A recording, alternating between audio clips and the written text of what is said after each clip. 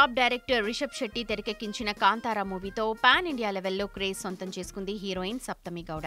ఇందులో లీలా పాత్రలో అద్భుతంగా నటించి విమర్శకుల ప్రశంసలు అందుకుంది. శాండల్వుడ్, కాలీవుడ్, బాలీవుడ్ అనే తేడా లేకుండా అన్ని ఇండస్ట్రీలో దూసుకుపోతోంది. ఈ క్రమంలో తాజాగా టాలీవుడ్ లో కూడా ఎంట్రీ ఇచ్చింది బ్యూటీ. నితిన్ నటిస్తోన్న తమ్ముడు సినిమాలో హీరోయిన్ గా ఛాన్స్ కొట్టేసింది. ఇలా పాన్ ఇండియా రేంజ్ లో బిజీగా ఉన్న ఈ బ్యూటీ తాజాగా ఓ ఇంటర్వ్యూలో ఇంట్రెస్టింగ్ విషయాన్ని షేర్ చేసుకుంది. తన ఫ్యామిలీ డీటెయిల్స్ తో పాటే తను ఎలా హీరోయిన్ అయ్యిందో చెప్పింది.